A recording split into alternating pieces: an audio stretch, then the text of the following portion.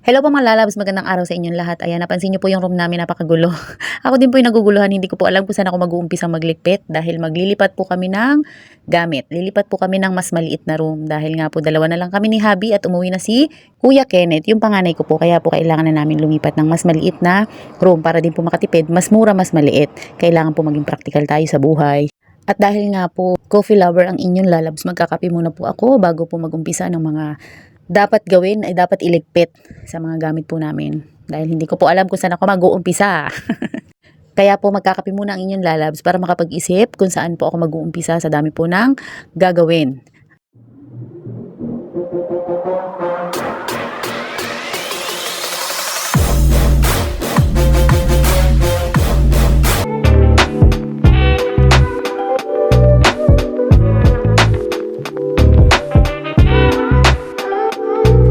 Ayan mga lalabs, medyo marami na po akong nailigpit na gawa kaya po nakaramdam na ako ng gutom. Kain po tayo mga lalabs.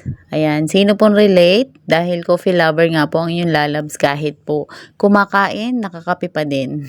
Ayan nga po, after kong kumain, mag-ayos na po ulit ako ng mga damit na galing sa cabinet. Para po sa araw ng aming paglipat sa ibang room, buhat na lang po kami ng buhat kasi po nakaready na lahat yung mga gamit namin. Pinagpa-plastiko na din po yung iba. At sa mga katulad ko pong OFW, sino po ang relate?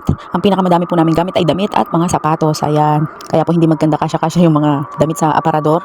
Hindi na nga po magkasya, bili pa ng bili. Sino pong relate dyan? Lalo na pong dumabi kasi naiuso po dito ang tabi, yung 4 months to pay. Ayan, lalo na po sale na meron pang installment. Ayan po at marami na din po ako na plastic, na iligpit para po pagka maghahakot na kami, buhat na lang buhat. At ito na nga po pala yung aming lilipatan. Look bed po siya, wala po kasing available. So sabi ko po kahit 1 month lang, dito muna kami kasi po bumayad ako ng isang room na mahal.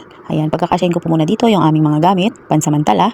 Dahil nga po wala pa available, mahirap po kasi maglipat sa ibang building. So same building lang po yung lipatan namin para po madali lang maglipat. Dahil nga po same building lang at hindi na po namin kailangan pa na umupa ng car lift or ng sasakyan para po maglipat ng aming mga gamit.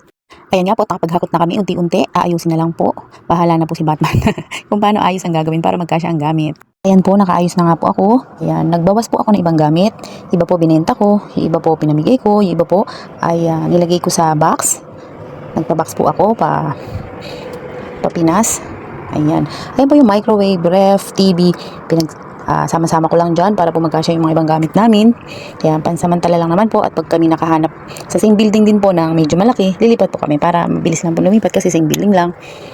Ayan po, at ito ang entrance. Ayan, puro tsinelas. Ang sapatos. Ayan. At ayan po yung bed. Ayan, marami kong sampay kasi naglaba po ako. Ayan, pinagkasya ko po yung aming gamit na yan dito sa maliit na aming room para po mas makamura kami. Mahal po kasi sa big room. Ayan, so tulog lang po at trabaho kaya pwede na sa amin. Hindi pa ako nakabili ng table para po sa gagamitin namin pagkakain dahil nga po kakalipat lang namin. Ayan, pwede na po sa amin yan. At dito naman po sa bintana, pag po namintana ka, dumungaw ka, ayan na po yung mall, Alwada Mall, ayan ayan, pag po naiinip ako, ayan, silip-silip lang ako dyan, dudungaw lang ang lalabs nyo. Ayan po. Ayan po ang labas ng aming bintana. Pagka namintana ka, yan po ang matatanaw, medyo nasa gitna po kami, kaya ito yung likod, ito naman po yung harap. Ayan. Pwede na po, pansamantala. Ayan ang mahiwagan sa langin ng lalabs nyo.